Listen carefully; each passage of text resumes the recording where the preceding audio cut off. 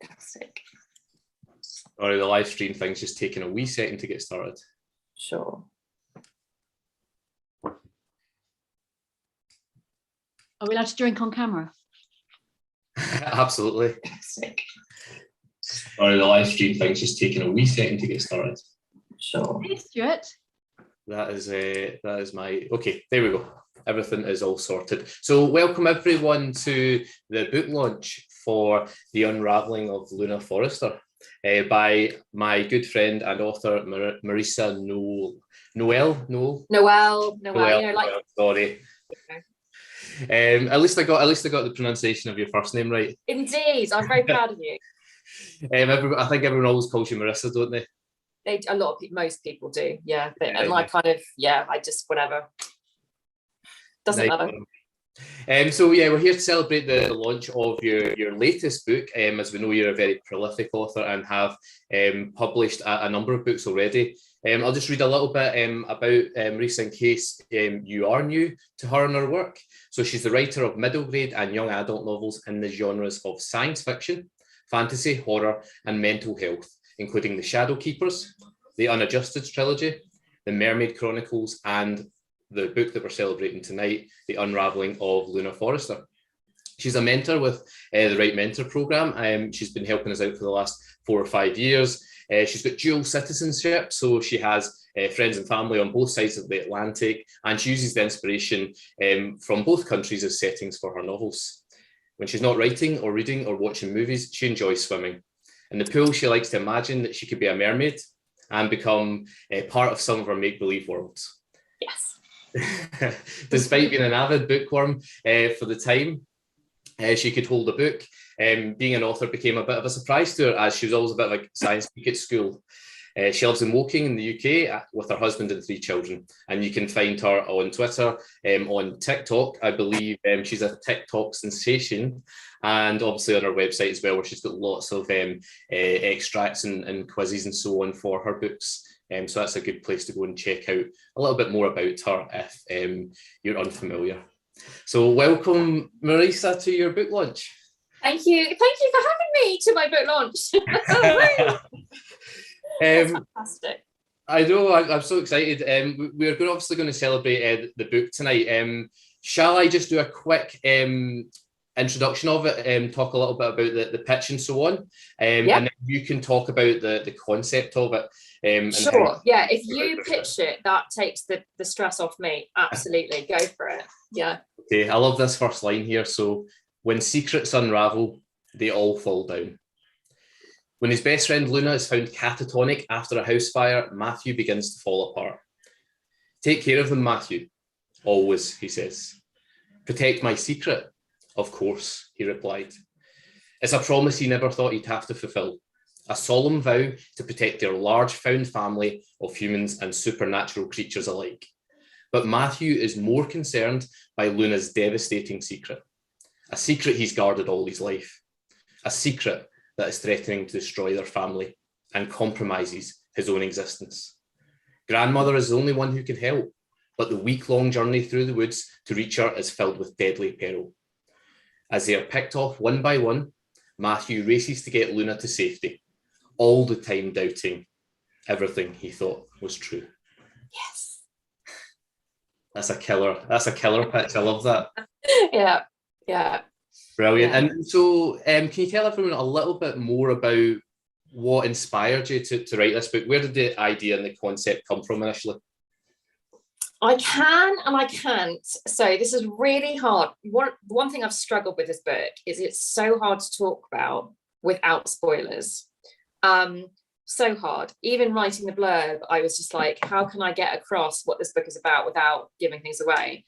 So I'll tell you a little bit. When I was 18, I was flying back to California to visit my best friend from when I had been growing up out there. And I met this really interesting man in a bar at a layover in San Francisco for a couple of hours. And he had a particular condition, let's say that.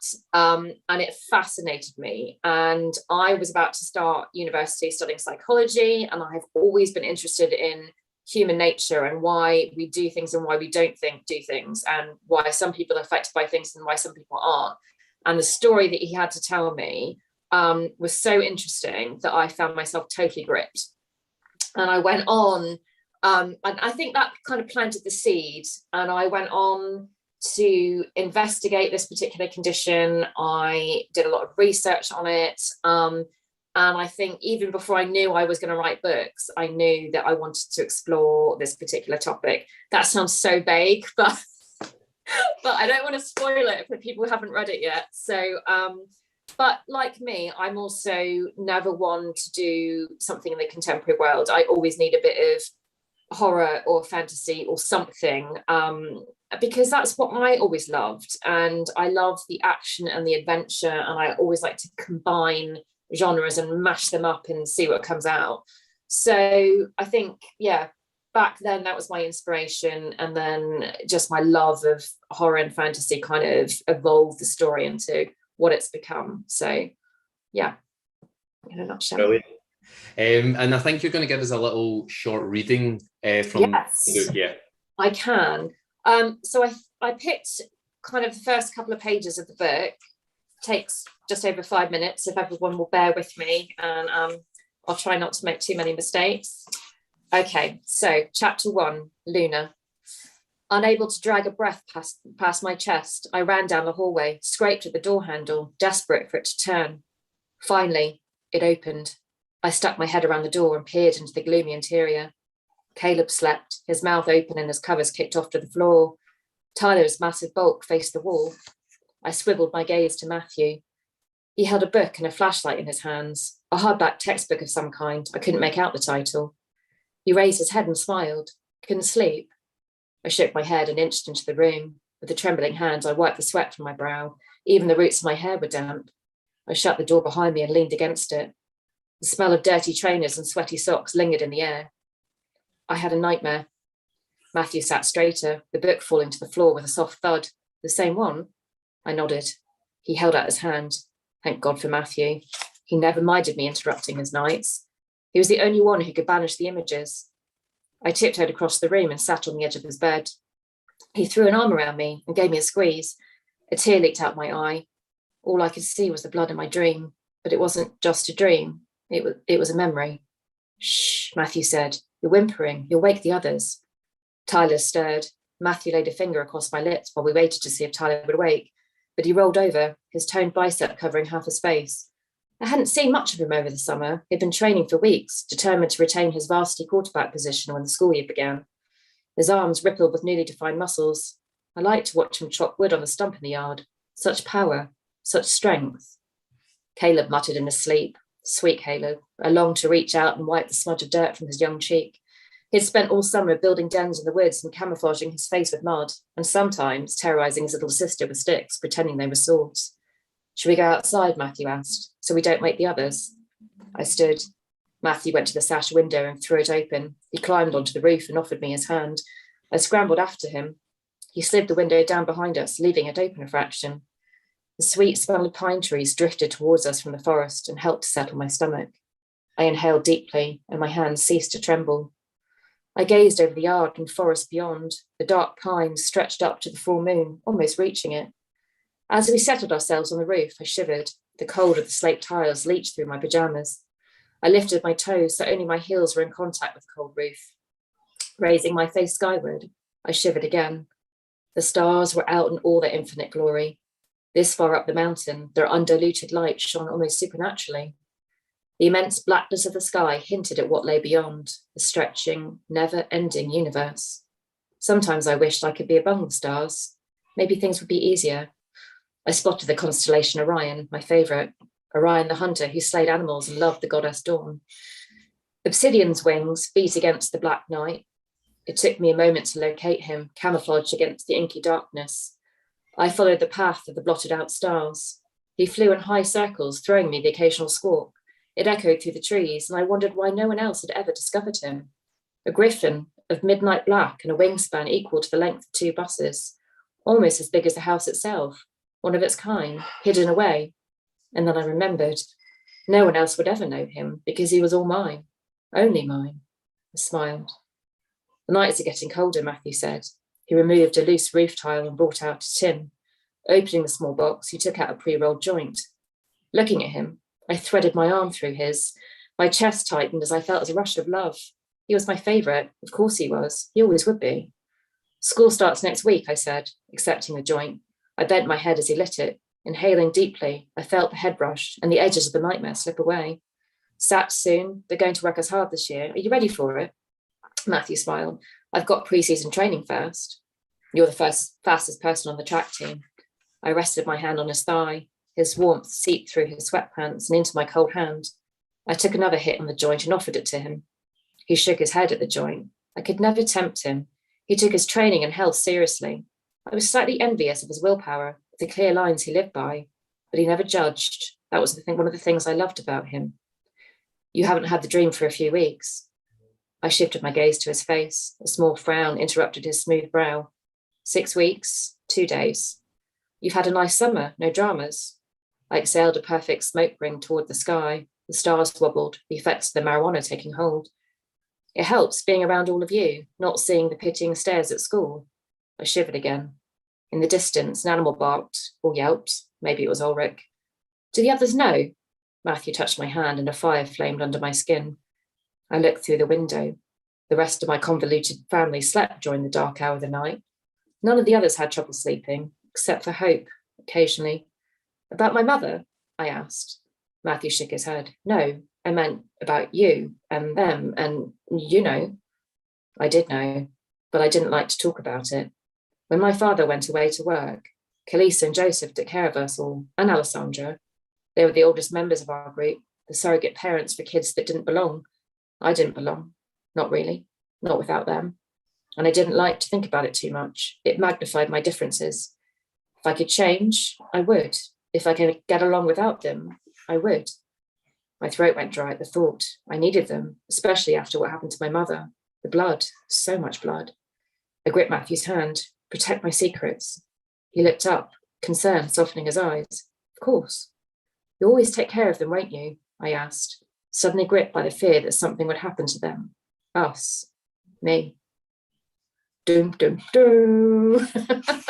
There we go. I hope that wasn't too long and got you in the mood. That was brilliant. It's beautifully read as well. Thank you. You should do the audiobook. Yeah, maybe. But I don't think I could do this one because obviously it's a boy's perspective mostly. So we could get used to it. You've got a nice voice though. Really easy to listen to. Yeah. Thanks very much for that. If you haven't read it yet, then obviously grab yourself a copy. It gets good just after that, doesn't it? It does. It does. High octane. Grab the book and read beyond if you don't have it yet. So the next thing we thought we would do, and actually Marisa was the architect of this, was to do a little, what would you do in the situation of being in the woods, and what would your response be to certain scenarios? Yeah. So it's up to yourselves whether you want to do the digital poll that I'm going to put on screen in a second, or whether you'd rather just write down your numbers and answers on a pad of paper. So you can write down 1 to 10, and then it's multiple choice. So you can put down A, B, C, D. If you would rather. I want to know everyone's answers. So let me get the poll up here, and we'll. Sorry. Here we go. It should come up right about now. Yay. Okay, so hopefully everyone can see that. You can expand the poll a bit, just expand the window if it's a bit small for you. And what I'll do is I'll read each of the questions just in case anyone is struggling vision-wise to see that. So number 1 says, you live in a cabin in a forest at the top of a mountain with 17 other people. A fire starts in your house and quickly spreads. What do you do? Do you A, jump out of the window and hightail it away from danger? B, spend a minute to grab essentials, medicine bottles, or things that could be of use to injuries, then get out quick? Do you stare at the flames for a moment, transfixed, admiring its destructive beauty? Once the smoke affects you, you then get out as fast as you can. Or D, make sure everyone's out of the house, check all the rooms, grab the coats and jackets for the cold air outside. Okay. And just answer that in your own time. Theoretically, D. Theoretically, yeah. Is everyone able to click on these to answer? Mm-hmm. Yeah. That's fine. Good.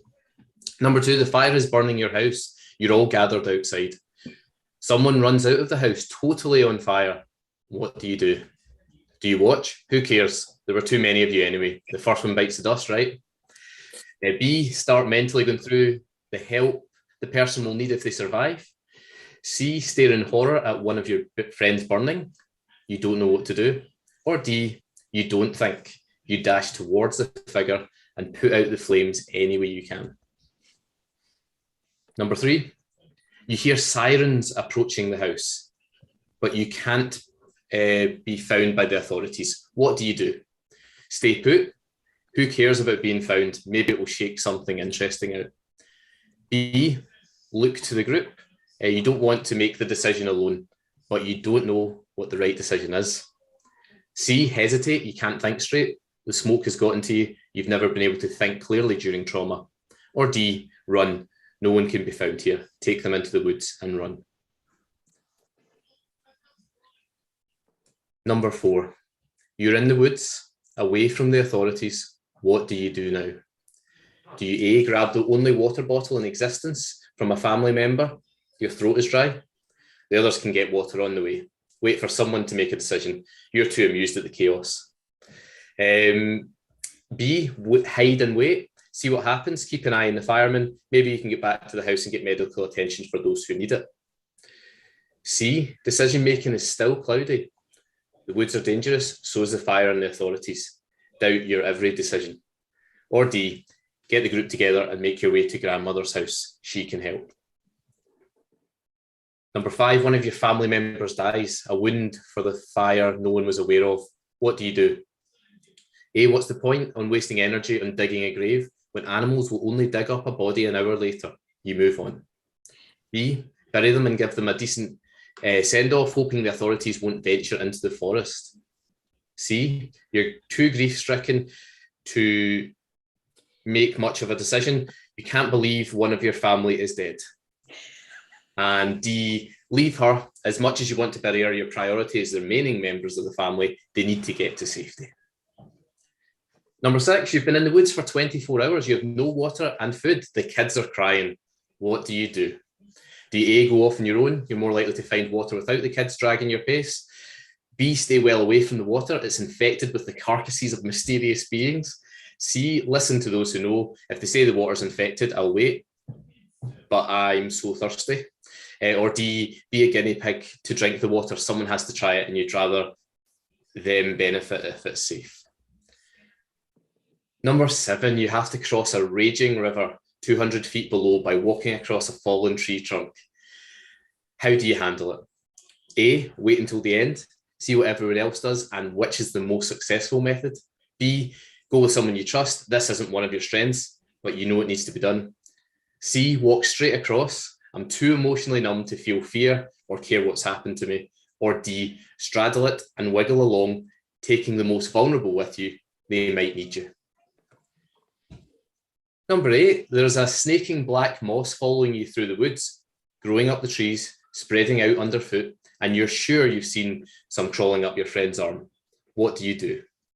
A, ignore it. Fantastical things don't exist. It must be your imagination. You just need to get a grip. B, investigate. It's not something you've come across before and you need to figure out if it's a threat. C, curiouser and curiouser. You've never seen anything like it and find it fascinating. Or D, keep it to yourself. Keep an eye on it. Pray it's not another disaster. But you also don't want to raise a panic with the others. You'll keep them safe. Number 9.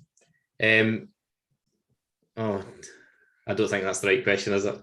No, that's an answer. Yeah. Sorry, that's my fault. I've transcribed that incorrectly, probably. That's okay. I'm trying to think what the question was. Okay, so the question is something like, there's a big bad animal thing coming after you. What do you do? And it's got like eyes of lava and tusks and is kind of like a cross between a bull and an elephant and a wolf. There you go.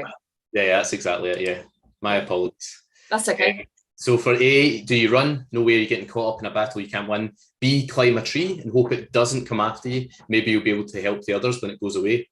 Do you C, stare it down? It's not here for you. You don't have to believe in it. Or D, try to protect everyone. You're terrified, but who are you if you desert your family? And number 10, you arrive at grandmother's house after a week of hiking through the woods and all your terrible ordeals. How do you feel? A, about freaking time. Now you need a hot bath and a cup of hot cocoa laced with something a bit stronger. B, exhausted, the trauma catches up with you and you think you might sleep for a week. C, numb, you're not sure how to feel anymore or if you made the right decisions along the way. Or D, tense, relieved, and a whole bunch of other stuff. Was grandmother's house the right place to come? Suddenly you're not so sure and feel like there might be more surprises in store. Okay. Oh, all the answers are coming in now. I haven't actually done it myself, which is quite funny. And now I've realised how many typos in true Marisa style, because I wrote the quiz on a spreadsheet, which doesn't give you spelling check, does it? That's my excuse. Yeah, it doesn't give you the little squiggly line. No. That's okay. It was entertaining to see you guess what the word was. I know, there's a couple of points for tricky, but... There we go. I'm dyslexic. I didn't notice any spelling mistakes. Awesome. It was no for you, Lucy. Okay, so we've got 1, 2, 3, 4, 5, 6, 7, 8, 9, 10. So we've got 17 people here. I've not done the quiz. Marisa, have you done it or have you left it? I did it. Yes, I did it. Okay, so I think we're just waiting for one more person to finish off. I wonder if that person's me, in which case I should close the poll. It could be. Yeah, let's just close it and see how what everyone went for. And obviously remember your own answers too when I reveal which character you're most likely to be. Okay, so let's have a look at the results. We should be able to see, can everyone see those now?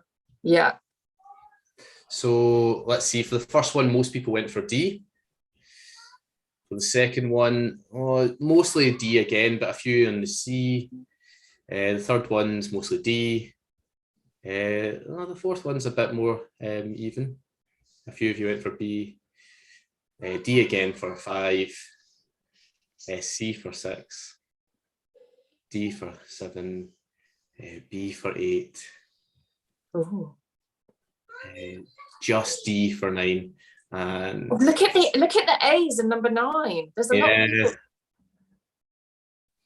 Just because I know who that character is, I'm giggling. Yeah, okay. A lot more flight than fight in that situation, eh? Yeah. Okay, so just to reveal who you are, if you mostly went for A's, okay, which wasn't actually many of you, but if you mostly went for A's, you are Kerry. You might survive the journey purely by your own selfishness. You don't give much thought to others and only think about your own survival. Don't expect anyone to help you when you're in trouble. Maybe if you didn't spend so much time goading others, you might have a friend. So I hope that doesn't actually apply. That sounds quite horrible. B Piper, you would survive the journey with your knowledge of medicine and herbs. Your belief would help ease your anxiety, and your knowledge of the local fauna would aid you to find natural cures and remedies. The other members of the family care for you and would help you if you're in trouble. So that sounds quite nice if you went for B. If you went for C, you're Luna. You are the glue to the group. Everyone is connected through you. Everyone wants you to survive and will die trying to make sure this happens.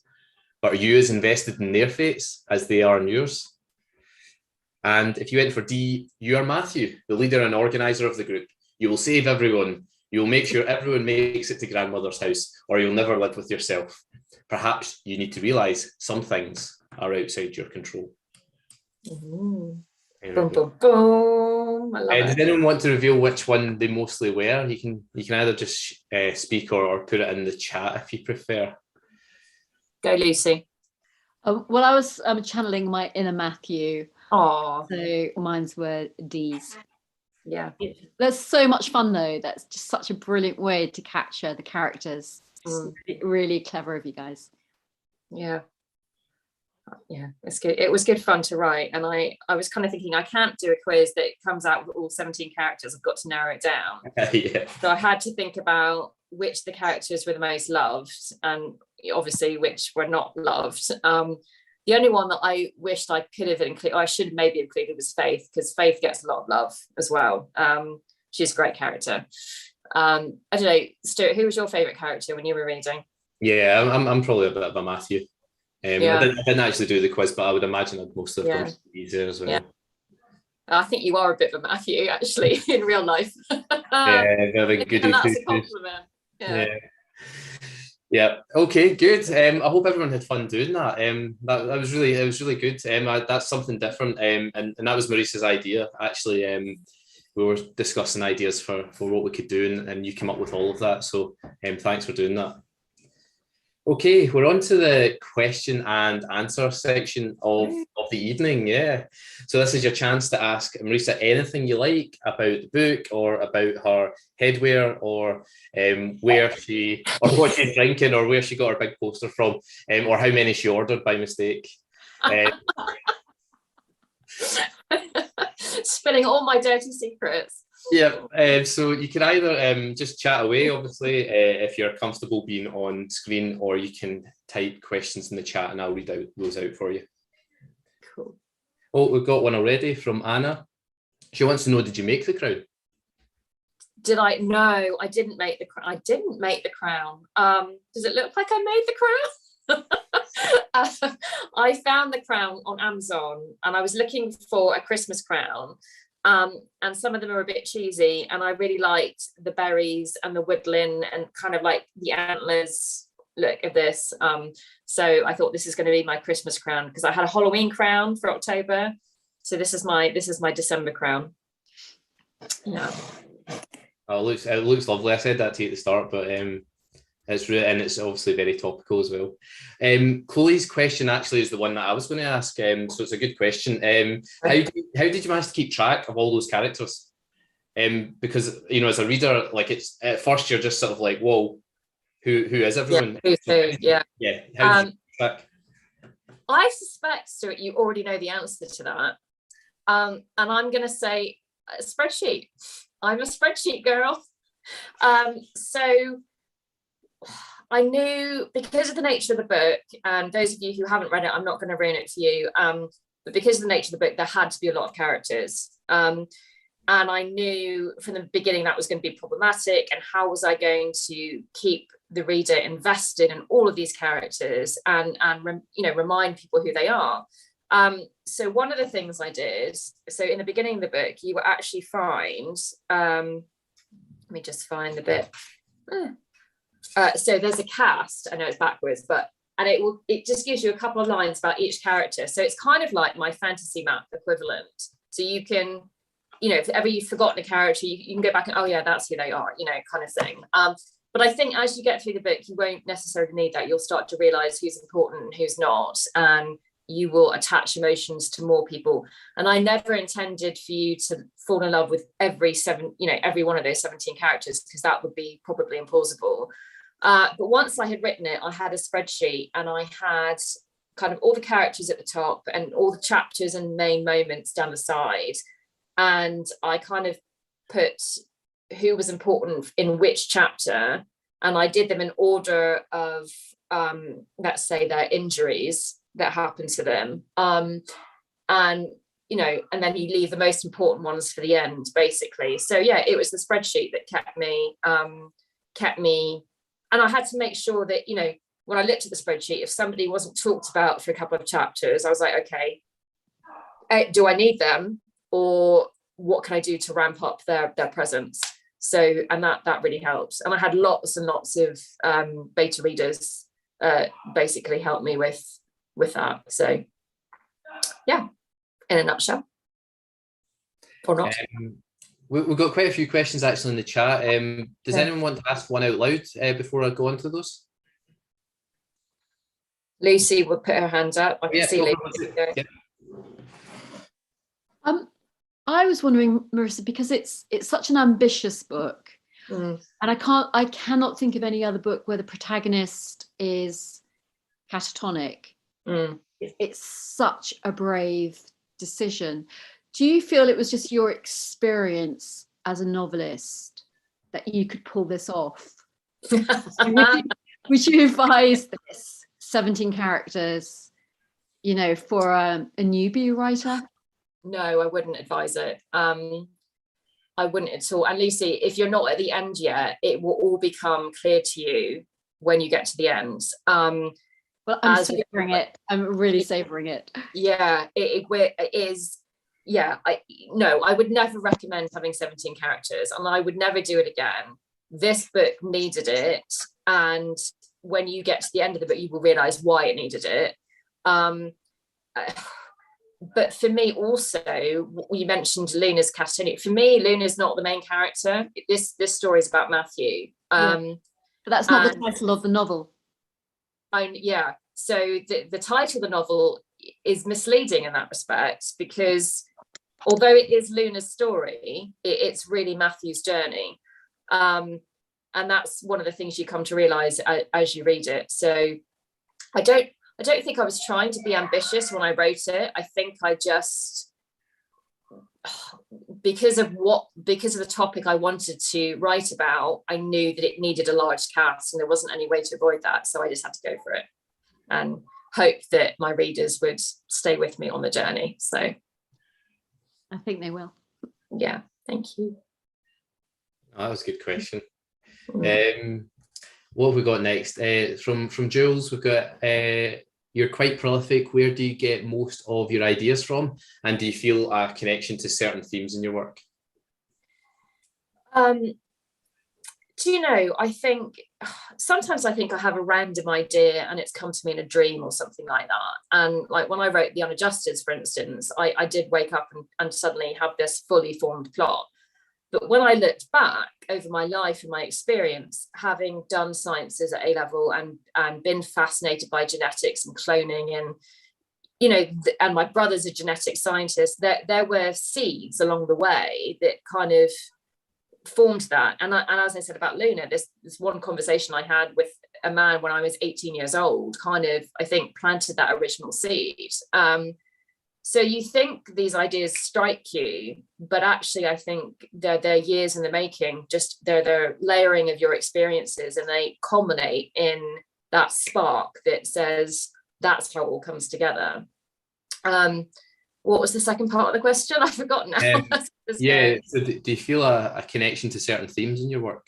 Oh, themes. Well, always mental health. I've always been passionate about mental health, and some of them have it more than others in my books. But as I've had my own struggles in life, I cannot help but they just leak into my stories. So I've always been passionate about that. And I think for me, I've always been attracted to horror and fantasy. And I think what I loved about horror was that even in the worst circumstances, good can triumph over evil. And I think that's one of the messages that I portray in my books, is no matter how bad things get, there's a glimmer of hope, there's a glimmer of goodness, there is a choice to make that can make things better. So I think that's one of my underlying themes that maybe goes across all of my books. You know, no matter how dark the situation is, you can always change your stars, as in the words of A Knight's Tale, which is one of the most movies I love.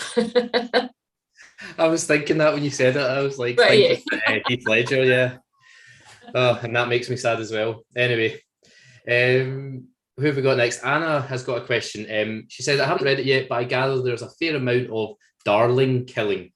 Did you find that quite emotionally hard? As in killing off things that I didn't want to kill off, or as in killing off characters? Yeah, I would assume, like, maybe, you know, the characters that we all love. Yeah, I was thinking of characters. Although the other question might be quite interesting. Yeah, I think that, well, I always knew how it was going to end, and I knew that I couldn't get attached to too many of my characters. And I know the ending is rather heartbreaking. I've had people, ARC readers, message me and say, I'm sad, you know, but But I think because I knew how it had to happen, I didn't get as attached to particular characters as I might have done in other books. That's the husband making his one and only appearance. So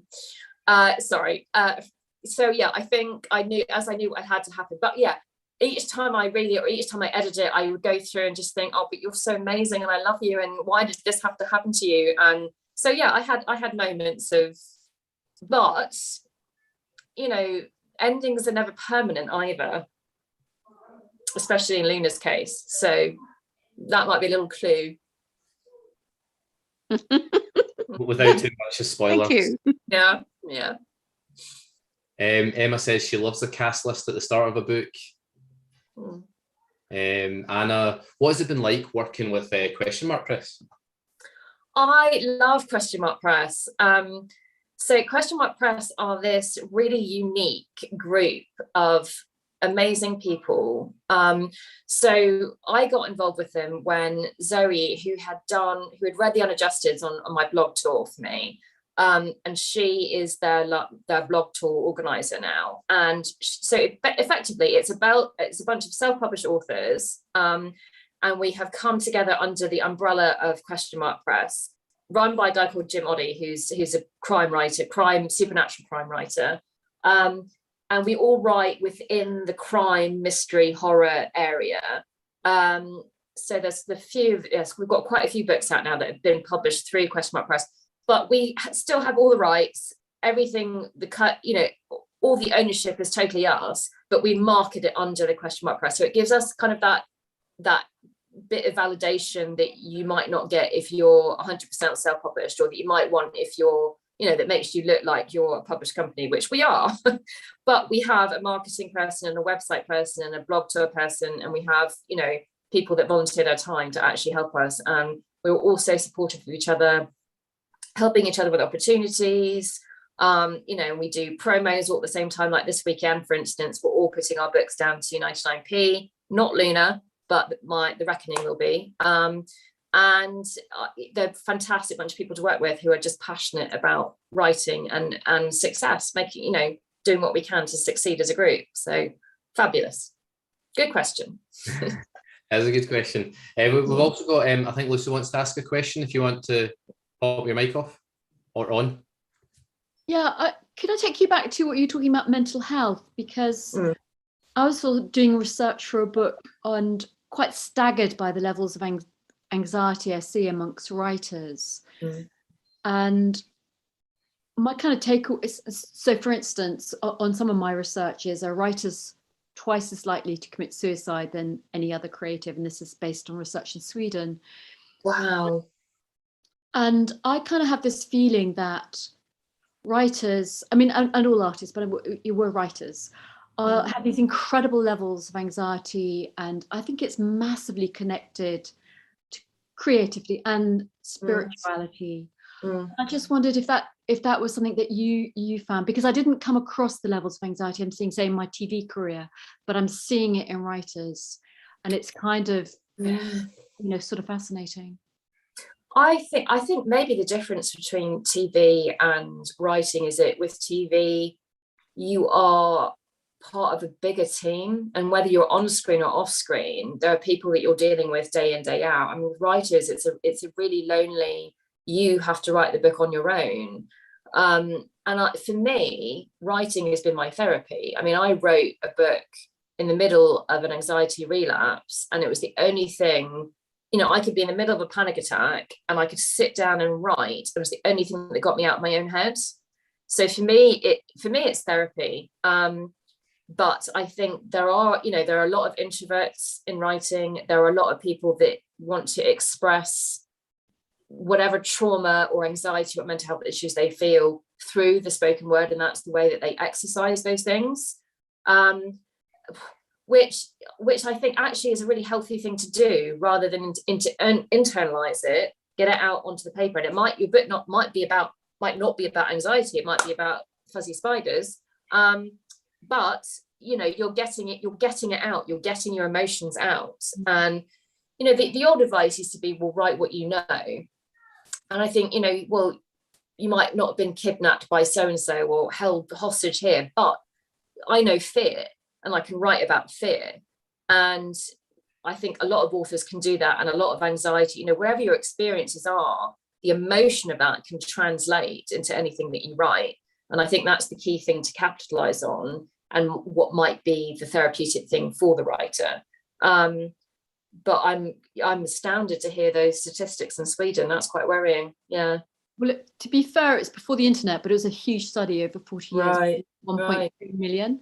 And Yeah. I think a lot of the habits, I mean, aside from other things, but some of the neuroscience and the behavioral science, some of the habits of all of us now actually mirror what writers were doing. And it's really worrying, I think, some of the things that we're doing that we were oblivious. Yeah.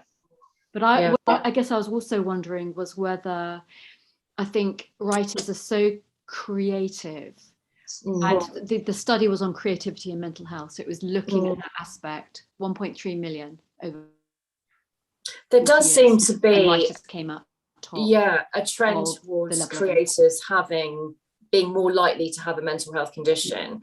Obviously there's the big trope, like if you've got to be tortured and angsty and Hemingway-esque, if you're going to have a successful career in the industry.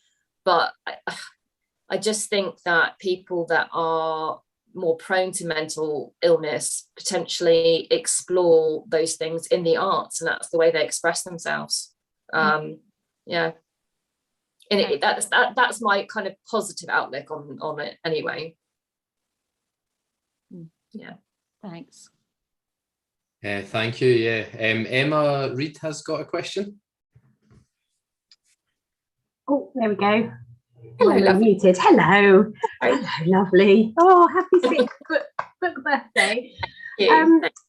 So as well as being massively prolific in your writing, you are also a bit of a superstar on the old book talk. Oh, and I really, really want you to tell me what do you do on book talk? Like, how has it helped you? And like, it's so it's the new thing, isn't it? It's so beginning to find a huge popularity.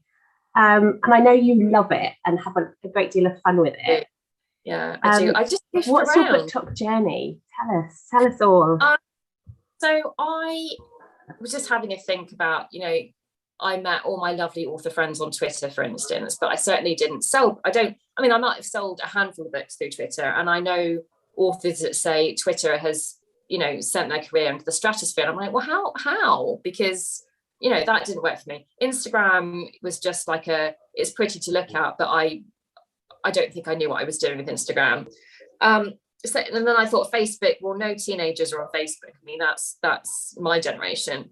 So I thought, where do I need to go?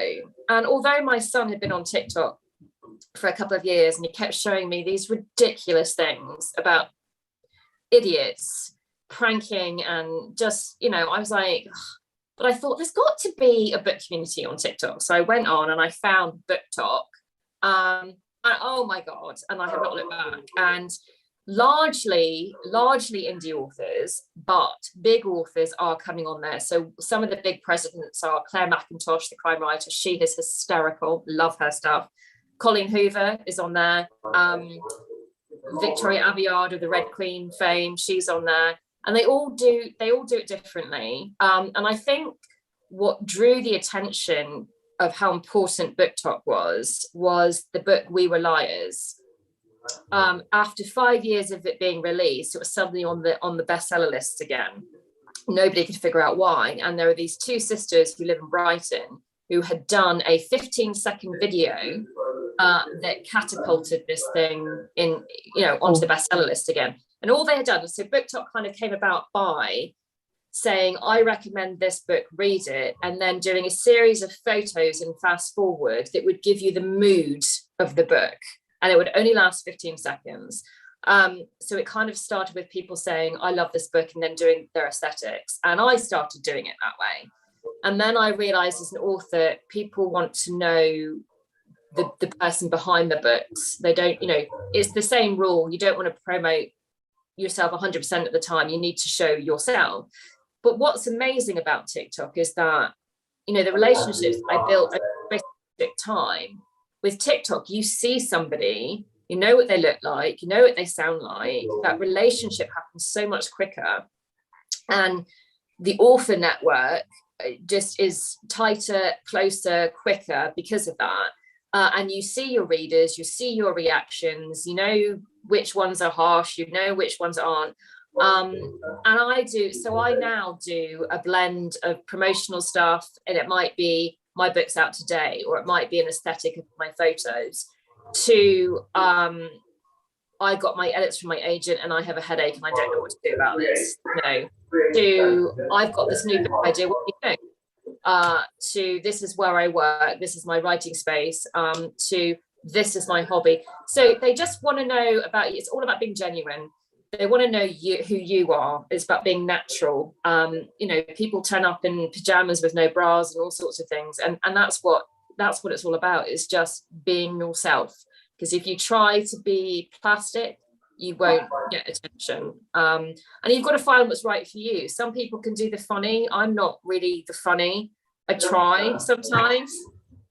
I'm more about just being calm, I'm told. And I do write tips as well. So I can do write tips for aspiring authors, all that kind of stuff. So that's a very long answer to your question, but that's kind of how I approach book talk. I love it. Try it. It's good. Love it. Yeah, it sounds like what Instagram used to be, or perhaps what it wanted to be. This idea of showing yourself genuinely. Yeah. And now Instagram's such an echo chamber that you only ever see the same content over and over again, and it is all pitch perfect. Yeah. Whereas we don't want that. We want to see, what. Yeah, I think with Instagram it got so much into being an influencer, and there was this thing I saw where you could take a picture, you could get a loo seat and hold it like this, sit in a chair, and it would look like you were on the first class of a plane, Yeah. So it was all about faking it, rather than very fake. Yeah. Yeah. Whereas TikTok's all about being who you are. But what I love about TikTok is that there are filters. So I never need to wear makeup. It puts mascara on for me, and it straightens out my wrinkles and it whitens my teeth. I don't have to think about it. So yeah. Brilliant. It's brilliant. Yeah, thanks, Marisa. That's loads of great advice there. Thanks very much. And we'll take one more question, I think, just before we wrap up for tonight. It's from Sharon. She asks, if you had to draw a map for this book, would there be lots of places Luna should have visited, paths you wished she would have taken? Oh, that's an interesting question. No. I think she took the path that she needed to take in order to go through the journey that she needed to go through. But I can see why you asked that. But no, everything happens for a reason with Luna. So it's all very purposeful in my head anyway. Okay, brilliant. Thanks so much for all the questions, folks. Thanks obviously for taking part in the quiz, for coming along tonight, for supporting Marisa, and obviously if you haven't yet, get her book, give her a review, and help her get the word out about the unravelling of Luna Forrester. Fantastic. Thank you everyone for coming. It's been such a delight to share this with you. And it's so much better than like traipsing up to London in the dark and the cold and, chasing back home again. This is so much more fun, All my launches are going to be digital. Woohoo! And I love every one of you for being here. So thank you so much. And Stuart, thank you for hosting it. It means the world to me that you're doing that for me. Thank you. No problem at all. Totally my pleasure. Right, everyone, you can go and relax with your drinks on the couch for the rest of the evening. And yeah, we'll see you, all the familiar faces here again soon. Yay! Woohoo! Thanks, everyone. Right, have a lovely evening, everyone. Bye. Good night. Thank you. Brilliant, Marisa. Thank you, lovely. I'll just sit here and keep waving. Yeah. Congrats, Marisa. See you soon.